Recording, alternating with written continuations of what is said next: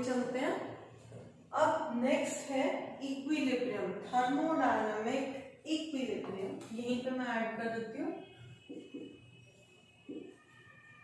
S को हटा देते हैं। अब एक वर्ड होता है इक्विलिब्रियम। इक्विलिब्रियम होता क्या है बेसिकली,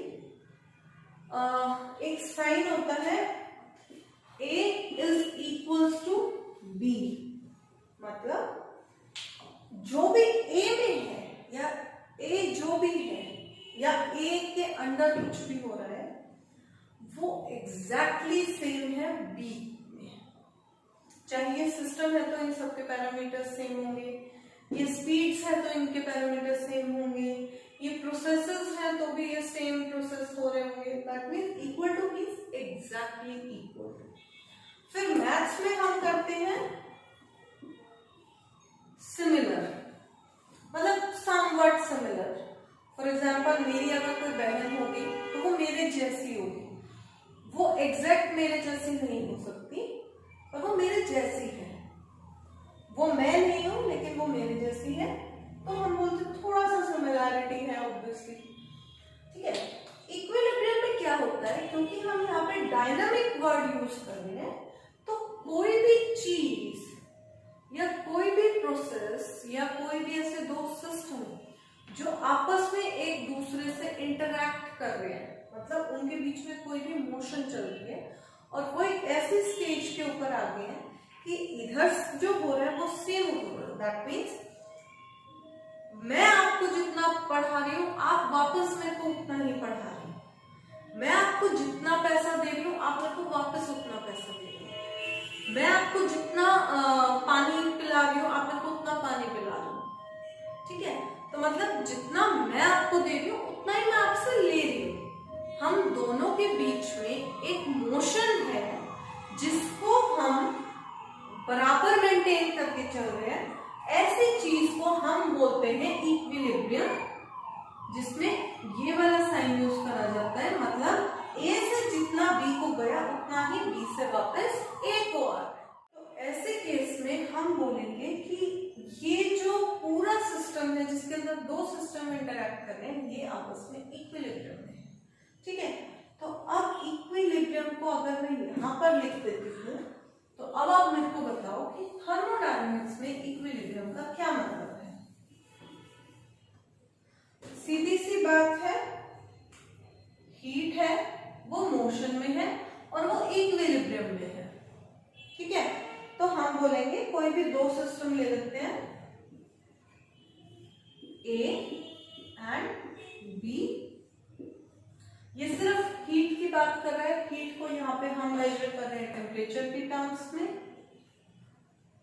इक्विलिब्रियम स्टडी करते टाइम। तो हम बोलेंगे कि A और B अगर इक्विलिब्रियम में होंगे, मतलब A से जितनी हीट एनर्जी Q B को जाएगी उतनी ही हीट एनर्जी B से Q को आएगी, सॉरी B से A को आएगी, and Q is exactly equal to Q dash।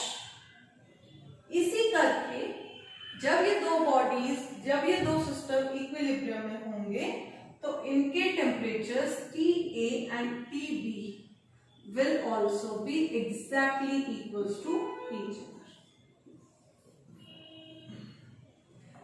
ऐसे सिस्टम को हम बोलते हैं थर्मोडायनामिक इक्विलिब्रियम में होना। क्लियर? अब ये जो इक्विलिब्रियम वाली बात थी ये किसी साइंटिस्ट को ऑब्वियसली स्ट्राइक कर दी। उन्होंने बेसिकली स्टडी किया था तो उन्होंने क्या निकाला, उन्होंने एक लॉ निकाला जिसको नाम दिया गया जीरोथ लॉ।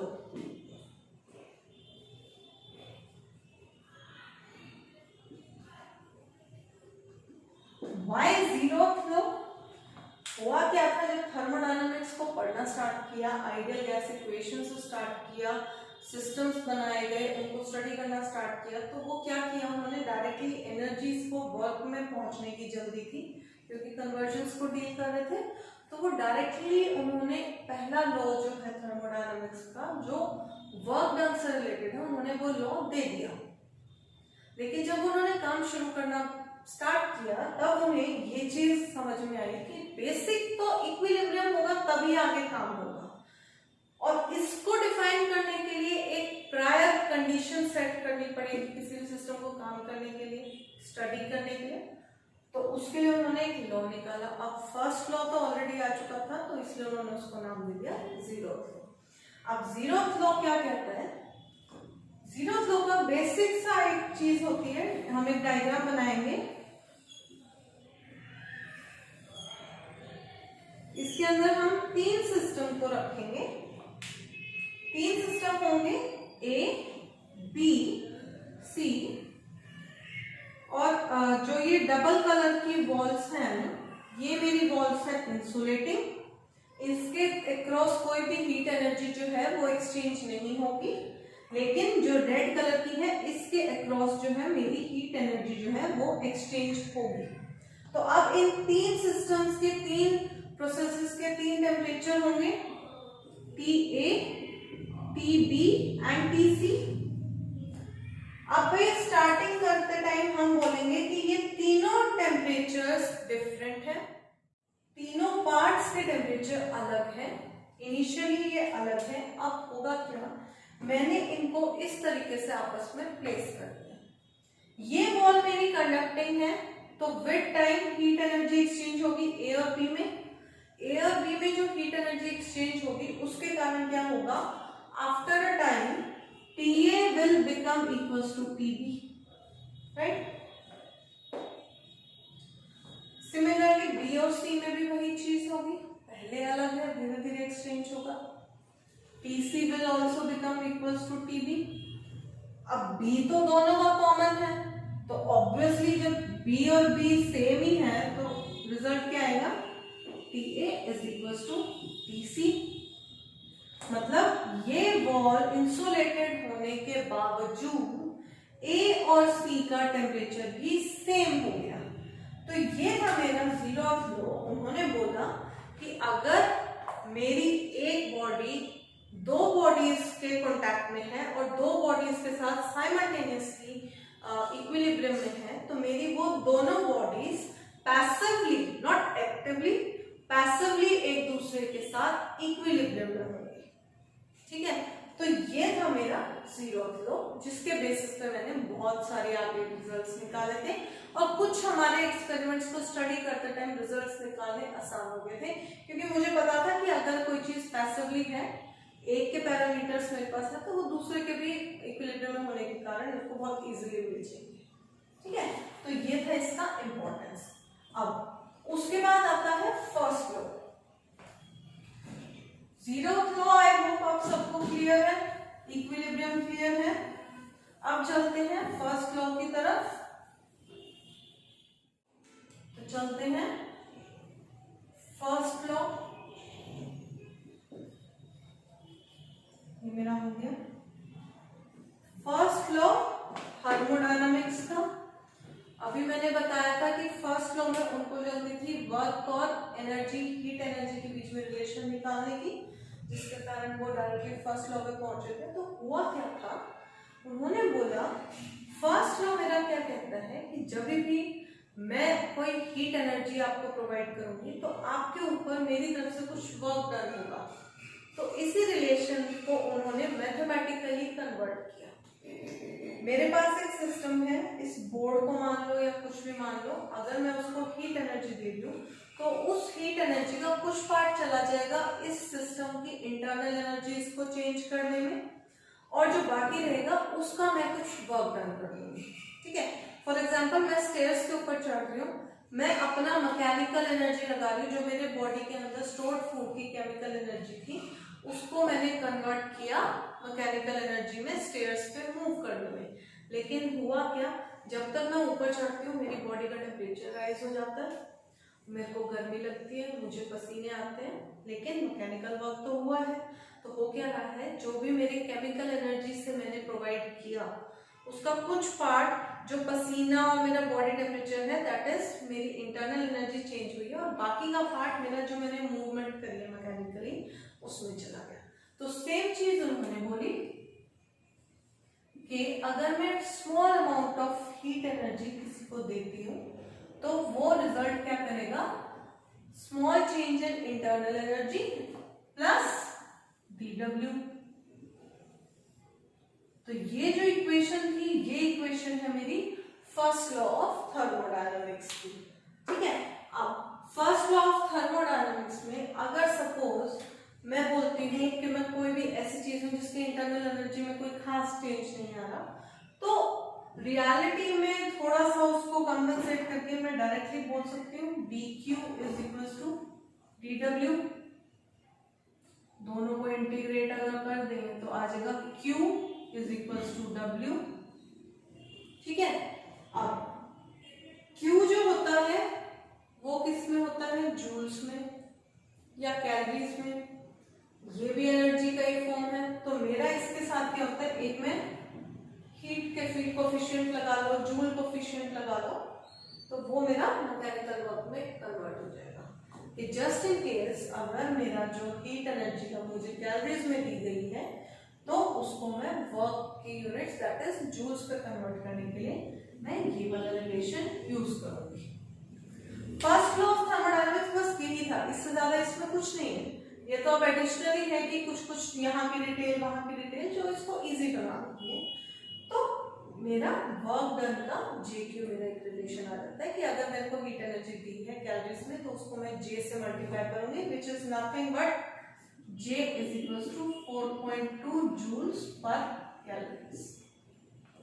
ठीक है, तो ये मेरी इक्वेशन आ गई है, फर्स्ट लॉ हो गया है, इसकी मेरे पास इक्वेशन आ गई है।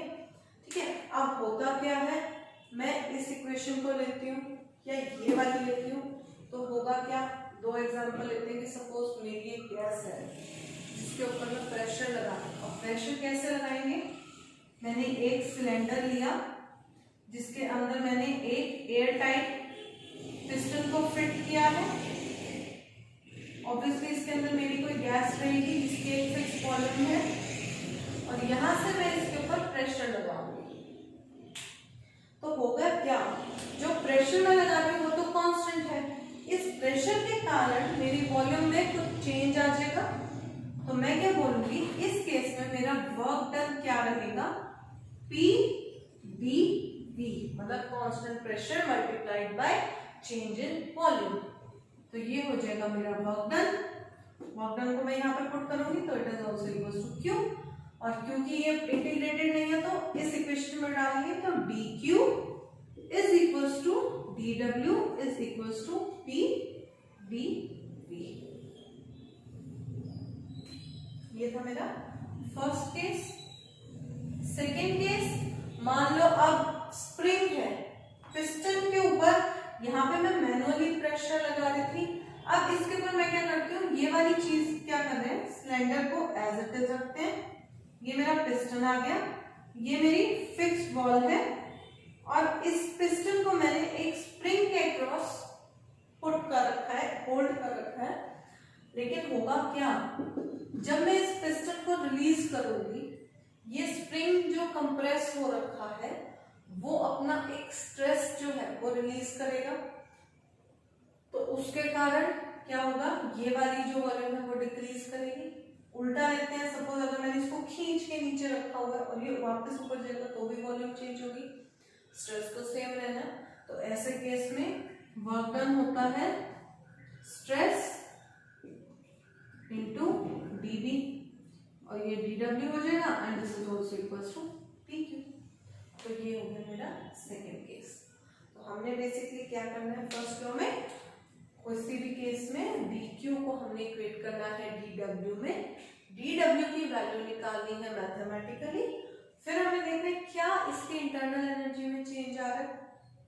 अगर नहीं आ रहा तो डायरेक्टली dQ और dW सेम हो जाएंगे। ठीक है, क्लियर है। अब इसके बाद दोनों चीजें होगी, अगेंस्ट प्रेशर को हमने गैस को एक्सपेंड कराया, इलास्टिक केस में भी करा लिया।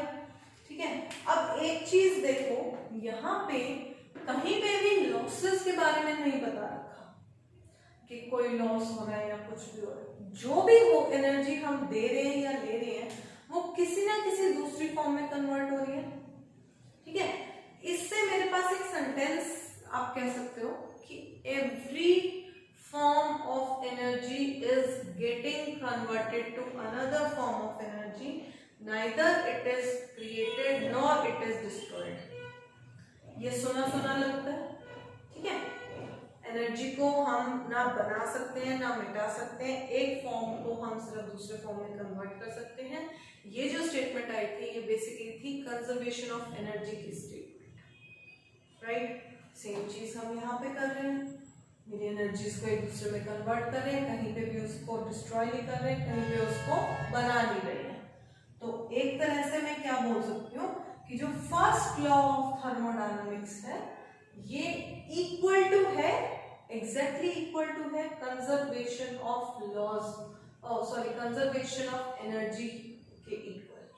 उसमें जो हमने किया था वही हम करेंगे, बस मैथमेटिकली थोड़ा सा चेंज है, मतलब जो सिंबल्स हैं वो चेंज होंगे, कर हम वही काम रहे हैं। तो इसमें भी ऐसा कोई खास मुश्किल वाली बात नहीं है, जो आप बहुत इजीली आप आगे कर सकते हैं इसको हैंडल, ठीक है। तो ये थे मेरे कंजर्वेशन ऑफ एनर्जी और फर्स्ट लॉ ऑफ थर्मोडायनामिक्स। अब फर्स्ट लॉ ऑफ थर्मोडायनामिक्स की कुछ लिमिटेशंस थी। फर्स्ट लिमिटेशन तो उसकी क्या थी कि it does not tell me about the direction of flow of energy. Heat energy work में कन्वर्ट हो रही है, वर्क से हीट में कन्वर्ट हो रही है, लेकिन किस डायरेक्शन में हो रही है इसके बारे में फर्स्ट लॉ हमें कुछ नहीं बताता। दो सिस्टम है, उन दोनों में इंटरेक्शन हो रही है, उन दोनों में सब कुछ आपस में एक्सचेंज हो रहा है, लेकिन कौन किसको क्या दे रहा है वो फर्स्ट लॉ नहीं बताता, इसलिए उसमें कोई भी सिंबल्स नहीं होते प्लस माइनस के या उस तरीके की कोई स्पेसिफिकेशन। तो फर्स्ट लिमिटेशन तो होगी ये। सेकेंड लिमिटेशन क्या है कि वो इंटरनली बॉडी के अंदर क्या हो रहा है वो नहीं बता रहा। इंटरनल एनर्जी ओवरऑल बता देगा कि इतनी चेंज हुई, लेकिन कौन से बॉन्ड टूटे, कौन से नए बॉन्ड्स बने, कौन सी कोलैबोरेशन हुई, कहां से ब्रेकिंग हुई, कौन सी इलास्टिक हमारी एनर्जी जो है वो इलास्टिक लिमिट क्रॉस होगी, या इंट्रिंसिक प्रॉपर्टीज के बारे में वो हमें कुछ नहीं बताता। और ये बात हमने बहुत स्टार्टिंग में भी करी थी कि थर्मोडायनामिक्स इंट्रिंसिक या माइक्रोस्कोपिक प्रॉपर्टीज को स्टडी नहीं करेगा। तो ये जो दो चीजें हैं कि वो डायरेक्शन नहीं बताता है, दूसरी चीज वो आपको क्वांटम ऑफ सिस्टम की इंट्रिंसिक प्रॉपर्टीज के बारे में कोई इंफॉर्मेशन नहीं देगा। तो ये दो चीजें हैं जो मेरे फर्स्ट लॉ की थर्मोडायनामिक्स की लिमिट कर देता है कि यह आगे मुझे कुछ खास रिजल्ट नहीं दे पाएगा, जितने इसने दे दिए ये वही दे सकता है। इसके लिए हम अब क्या करेंगे, सेकेंड लॉ ऑफ थर्मोडायनामिक्स पे जाएंगे जो एंट्रोपी वगैरह के बारे में बताएगा, थोड़ा सा उसको मतलब ऐसी इंट्रिंसिक प्रॉपर्टीज जिसको मैं थोड़ा सा माइक्रोस्कोपिक पॉइंट ऑफ व्यू देके समझा पाऊं, वो उसको डील करेगा, ठीक है। अब लास्ट चीज क्या है, लास्ट चीज है साइक्लिक प्रोसेस। अब साइक्लिक प्रोसेस क्या, साइकिल क्या होती है? Cycle is basically not pedalling वाली साइकिल, एक नॉर्मल प्रोसेस की साइकिल को हम बोलते हैं। कोई भी प्रोसेस जो जहां से स्टार्ट हुआ था और वहीं पे आके खत्म हो रहा है, तो दैट मीन्स वो एक साइकिल को कंप्लीट कर रहा है। ऐसे किसी भी प्रोसेस को जो इनिशियली जो था वो वहीं पे फाइनली आ गया, ऐसे किसी भी प्रोसेस को हम बोलते हैं साइक्लिक प्रोसेस।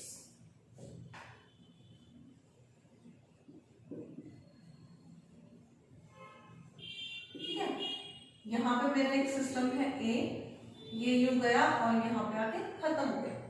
एक बॉल को टाई करके मैंने यहाँ से रोटेट किया और वो वापस यहाँ पे आ गया।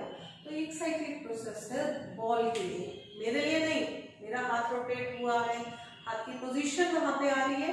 बॉल के लिए वो जहां से स्टार्ट हुई थी उसने काइनेटिक एनर्जी गेन करी, एक्सेलरेट किया, डायरेक्शन चेंज किया और इनिशियल वाले पॉइंट के आपको ऊपर आके वो रुक गई। इनिशियली रेस्ट थी, फाइनली भी रेस्ट। तो वो एक साइक्लिक प्रोसेस हो गया कि उसके जो इनिशियल पैरामीटर्स है और फाइनल पैरामीटर्स हैं वो एग्जैक्टली सेम है, उसमें कोई चेंज नहीं है। तो ऐसे प्रोसेसेस के अंदर डेल्टा बी कैसे निकालोगे, तो उसके अंदर हम क्या करते हैं, dq is equals to du plus dw। Total निकालने के लिए हम करेंगे इंटीग्रेट करेंगे फॉर साइक्लिक प्रोसेस। तो इसके ऊपर ऐसे लगा अब साइक्लिक प्रोसेस में इनिशियल और फाइनल पैरामीटर्स एग्जैक्टली सेम है। इसका मतलब वर्क डन कुछ हुआ होगा, हीट एनर्जी कुछ स्पेंड की गई होगी, लेकिन जो इंटरनल एनर्जी है वो इनिशियल स्टेट के ऊपर ही वापस आने के कारण जो है वो 0 हो गई। तो इससे मेरा डायरेक्ट रिजल्ट आता है dq is equals to cyclic integration of dw। Integration दोनों तरफ को कैंसिल हो जाएगी, दोनों को डिफरेंशिएट करेंगे तो इससे मेरा क्या आ जाएगा, q is exactly equals to work. तो इसमें ज्यादा कन्वर्ट करने की कोई जरूरत नहीं पड़ेगी। साइक्लिक प्रोसेस एक ऐसा प्रोसेस है जिसको हम बहुत इजीली और विद इन सेकेंड्स हम इसके पैरामीटर्स निकाल सकते हैं, क्योंकि कोई खास चेंज नहीं होता। तो वर्क को इंडिविजुअली कैलकुलेट करने की जरूरत ही नहीं है। डायरेक्टली देखो कितनी हीट एनर्जी दी गई, हीट एनर्जी को जूल कोफिशिएंट से डायरेक्टली वर्क डन में कन्वर्ट कर देंगे, वो मेरा वर्क डन आ जाएगा। ठीक है, तो आज का ये जो टॉपिक था लास्ट, ये भी हमारा कवर हो गया। तो आज के लिए इतना काफी है। ये हमारा जो है पहले 2 लेक्चर्स का जितना मैंने पढ़ाया है, जो कह सकते हो इंग्लिश और हिंदी मिक्स, लेकिन इंग्लिश ज्यादा थी उसमें, तो आप सबके रिक्वेस्ट के ऊपर हिंदी के अंदर ये जो पहले 2 लेक्चर्स मैंने अपने थर्मोडायनामिक्स में डाले हैं उनका एक कंसोलिडेटेड वर्जन है हिंदी में। आप पहले प्लीज वो दोनों वीडियोस देखिएगा, उसमें देखने के बाद ये एज अ रिवीजन देखिएगा, आपको ज्यादा क्लियर होगा, ज्यादा कंसेप्ट्स क्लियर होंगे। मैंने अपनी तरफ से पूरी कोशिश की है सारे टॉपिक्स कवर करने की, और इसके साथ आज का लेक्चर हम खत्म करेंगे, जिसके अंदर हमने ये सारे टॉपिक्स कवर कर दिए हैं। प्लीज दोनों तीनों वीडियोस को देखिए, ध्यान से सुनिए, जो भी आपके डाउट्स हैं कमेंट सेक्शन में बताइए। मैं जरूर उनके ऊपर दोबारा से कोई वीडियो डाउट के ऊपर स्पेसिफिक करके जरूर बनाऊंगी। तो आज के लिए ये काफी है। आज के आपके टीचर पूल की तरफ से इतना ही। Thank you so much. हमारे चैनल के साथ बने रहिए। Do like, share and subscribe.